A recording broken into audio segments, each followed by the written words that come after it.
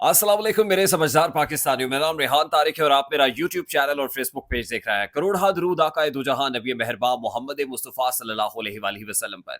इस दुआ और इस उम्मीद के साथ इस व्लॉग का आगाज करते हैं कि अल्लाह रब्बुल इज्जत इस मुल्क के फैसला साजों के दिलों में समझदार पाकिस्तानियों के लिए नरमी पैदा कर दे। जरा इस बात का दावा कर रहे हैं कि पिंडी में एक नहीं बल्कि दो दो मुलाकातें हुई।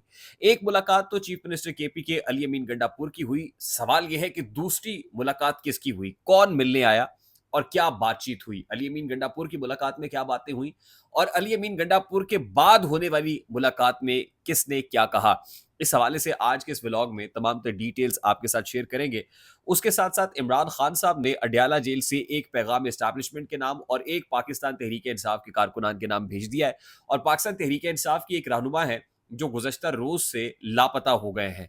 वो कौन है, इस हवाले से डिटेल्स भी आज के इस व्लॉग का हिस्सा होंगी। तो सबसे पहले इमरान खान साहब के बयान से शुरू कर लेते हैं। अडयाला जेल में अपने मुकदमे की समाअत के दौरान सहाफ़ियों से गैर रस्मी गुफ्तगू करते हुए इमरान खान साहब ने कहा है कि जो अली अमीन गंडापुर के इस बयान पर माफ़ी मांगेगा या माफ़ी मांग रहा है, उसको पाकिस्तान तहरीक इंसाफ में रहने का कोई हक नहीं है, वो तहरीक इंसाफ को छोड़ दे।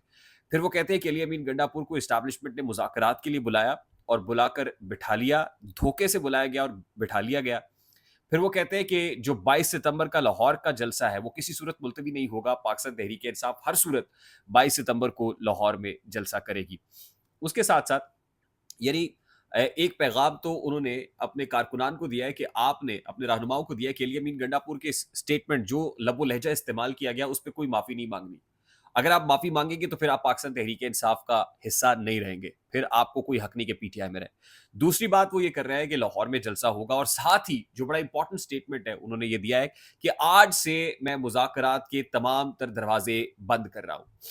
यानी अगर कहीं ना कहीं कोई बैकडोर चैनल चल रहा था, मुज़ाकरात हो रहे थे, नेगोशिएशंस हो रही थी, तो वो कहते हैं कि आज से मैं वो तमाम तर दरवाजे बंद करने जा रहा हूँ। अब ये दरवाजे पहले इस्टेब्लिशमेंट की जानिब से बंद किए गए या इमरान खान की तरफ से बंद किए गए, यकीनन इस पे बात हो सकती है कि पहले पहल किसने की है या कौन मुज़ाकरात करना चाह रहा था, क्योंकि इमरान खान साहब तो पहले भी कह रहे थे कि फ़ौज तर्जुमान अपना नुमाइंदा मुकर्रर करे, बातचीत हो सकती है, लेकिन मामलात का ऊट जो है वो किसी करवट बैठा नहीं। उसके साथ-साथ अब इमरान खान साहब ये कह रहे हैं कि अली अमीन गंडापुर से मुताल्लिक तमाम तर न्यूज़पेपर्स ने आज ये छापा कि एक चीफ मिनिस्टर को, केपीके को 8 घंटे बिठाए रखा गया। ये डिस्ग्रेस है, ये बड़ा इंसल्टिंग किस्म का रवैया है। एक इलेक्टेड चीफ मिनिस्टर, एक सूबे के मुंतखब वज़ीर आला के साथ ऐसा रवैया नहीं होना चाहिए था। अच्छा, अभी तक जो खबर सामने आ रही है उसके मुताबिक अली अमीन गंडापुर साहब अ, की जो एस्टैब्लिशमेंट के साथ बातचीत हुई, अब ज़रा इस बात का दावा कर रहे हैं। अब खबर उड़ाई जा रही है या क्या है? लेकिन ये कहा जा रहा है जी अली मीन गंडापुर साहब ने जो लबो लहजा इस्तेमाल किया गया, फौज से मुतालिक जो बात हुई, उस पर खासी सरजनिश हुई, उस पर बाज पुरुष हुई, कान खींचे गए। अब देखना यह है कि अली अमीन गंडापुर जब मीडिया को फेस करेंगे, क्योंकि अभी तक उन्होंने मीडिया को फेस नहीं किया, कोई सामना नहीं हुआ, इंटरेक्शन नहीं हुआ, फॉर्मल किसी फॉरम के ऊपर नहीं आए।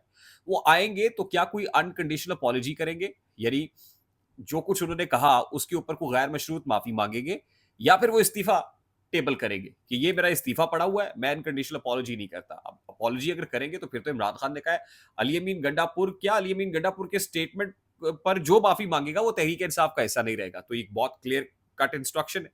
तो अली अमीन गंडापुर साहब के पास क्या रास्ता है, क्या इस्तीफा देना है या फिर आपने अनकंडीशनल अपॉलॉजी करनी है। अच्छा, आज हमारी तला तो यही थी कि पाकिस्तान तहरीक इंसाफ की जो पार्लिमानी पार्टी का इजलास है उसमें अली अमीन गंडापुर साहब जाएंगे, लेकिन अली अमीन गंडापुर साहब पार्लिमानी पार्टी के इजलास में हाजिर नहीं हुए। उन्होंने इसमें अपनी शिरकत यकीनी नहीं बनाई। अब केपी की असम्बली का इजलास भी, उसमें अली अमीन गंडापुर आते हैं नहीं आते।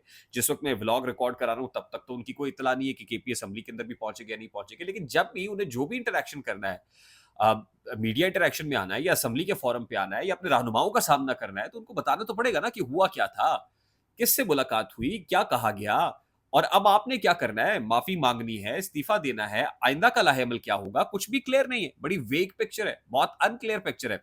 उसके साथ साथ जरा इस बात का दावा कर रहा है कि एक मुलाकात तो गुज़श्ता रोज हो गई, उसके बाद एक मुलाकात और हुई जो एक kind of an in camera या ऑफ द रिकॉर्ड मीटिंग हुई, जिसमें 50 के करीब सहाफियों को बुलाया गया और उसमें कुछ यूट्यूबर्स भी थे। अब ये इस हवाले से ये खबरें जो फ्लोट कर रही है, मैं वो आपके साथ शेयर कर रहा हूँ कि जी यूट्यूबर्स भी थे, सहाफ़ी भी थे। उसमें अली अमीन गंडापुर की जो तकरीर है, जो स्पीच है, उसका जो उसके जो कंटेंट्स हैं, उस पर भी बात हुई और उसका ज़िक्र हुआ, जिसको कहा गया कि बहुत काबिल मज़म्मत है, उस पर कोई माफ़ी नहीं है। साथ ही 9 मई का ज़िक्र हुआ तो कहा गया कि 9 मई के ऊपर भी कोई माफ़ी नहीं होगी और कहा कि फ़ौज के खिलाफ जिसने जो बात की है, जो आर्म्ड फोर्सेस के अगेंस्ट बात कर रहा है, मिलिट्री एस्टैब्लिशमेंट के अगेंस्ट बात करेगा, उस पर भी कोई माफ़ी नहीं है। रेस्ट एश्योर यानी बड़े दो टोक अंदाज में ये मौक़िफ़ अपनाया गया है। फ़ौज का इस हवाले से बड़ा क्लियर कट स्टांस है। They are very much straight now. मतलब वो एक हेड ऑन कोलिजन है कि बस अब गमो गुस्से की पीक है, सब्र का पैमाना लबरेज हो रहा है, अब हम नहीं छोड़ेंगे, अब बात करे कोई। यानी इस तरह का जो है वो एक मामला सामने आ रहा है।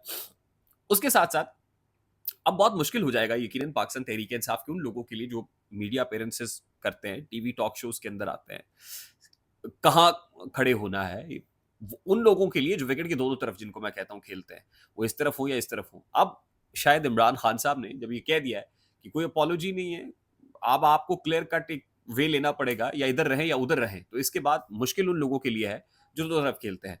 अच्छा, उन्हीं मुश्किल वाले लोगों में से एक शख्स जनाब रऊफ़ हसन साहब हैं, जो पाकिस्तान तहरीक-ए-इंसाफ के मरकज़ी सेक्रेटरी इत्तलात के का ओहदा तावक्ते के जिस वक़्त मैं आपसे बात कर रहा हूँ, वो निभा रहे हैं तावक्ते के, क्योंकि अभी शेख वकास अकरम साहब के हवाले से खबर चल रही थी, उमर अयूब को रिप्लेस करना है, सलमान अकरम राजा ने और शेख वकास अकरम ने रिप्लेस करना है रऊफ़ हसन को।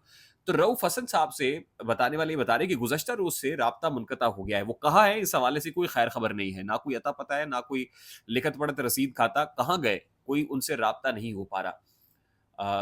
रऊफ़ हसन साहब पाकिस्तान तहरीक-ए-इंसाफ के जिनको रिस्पॉन्सिबल स्पोक्स पर्सन समझा जाता है, इमरान खान साहब ने गुज़श्ता दिनों उनसे नाराज़गी का इज़हार किया कि कुछ इर्रेस्पॉन्सिबल स्टेटमेंट्स दी और इसी बुनियाद के ऊपर उनको रिप्लेस करने का कहा गया। तो क्या अब जो मुश्किल आन पड़ी है, आफ़त आन पड़ी है पीटीआई के ऊपर, ये जो फ़ेज़ है, यकीनन वक़्त है, वक़्त तो ये भी गुज़र ही जाएगा, लेकिन ये जो फ़ेज़ है, अब इस फ़ेज़ में कौन रेज़िलिएंट रहेगा?